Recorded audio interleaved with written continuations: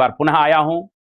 मैं आज एक ऐसे व्यक्तित्व को लेकर आया हूं जिसका नाम बाबर है, और आपसे मैं यह कहना चाहता हूं कि बाबर कहीं ना कहीं निश्चित रूप से समरकंद में, आप ये देखिए कि उसका जन्म फरगना में होता है और उज्बेकिस्तान में कहीं ना कहीं समरकंद को जीतना चाहता है। वो जीत भी लेता है समरकंद को, लेकिन कई बार उसको वहां पर हारना भी पड़ा। मैं ये कहना चाहता हूं कि वो हारता भी है, लेकिन हारने के बाद कहीं कि वो अपने हौसलों को कहीं नहीं टूटने देता है। वो कहता है कि मैं मैदान हार गया हूं, मैं युद्ध हार गया हूं, लेकिन मैं अपना हौसला नहीं हारा, मैं अपनी इच्छा शक्ति को नहीं हारा, मैं अपने दृढ़ संकल्प को नहीं हारा, और मैं वो अदम्य साहस और इच्छा शक्ति को कहीं नहीं हारा हो जो किसी के सामने सिजदा करने के लिए या किसी के सामने झुकने के लिए तैयार नहीं है।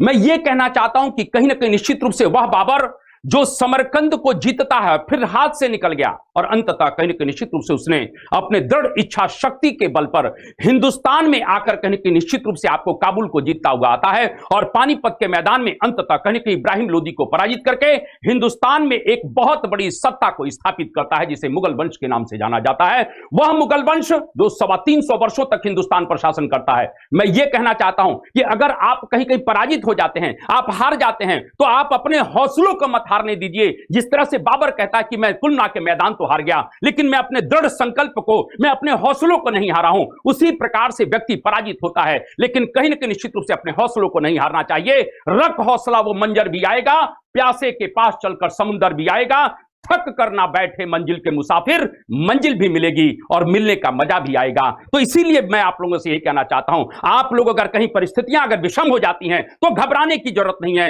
निश्चित रूप से अपनी इच्छा शक्ति और दृढ़ संकल्प के बल पर आप दुनिया में आगे बढ़ते रहिए, क्योंकि मेरा मानना है कि मुश्किलें दिल के इरादे आजमाती हैं, स्वप्न के पर्दे निगाहों से हटाती हैं, हौसला मत हार गिरकर ओ मुसाफिर, ठोकरें इंसान को चलना सिखाती हैं। इन्हीं शब्दों के साथ मैं अपनी वाणी को विराम देता हूं। आप सभी लोगों को नमस्कार, जय हिंद, जय भारत, वंदे मातरम।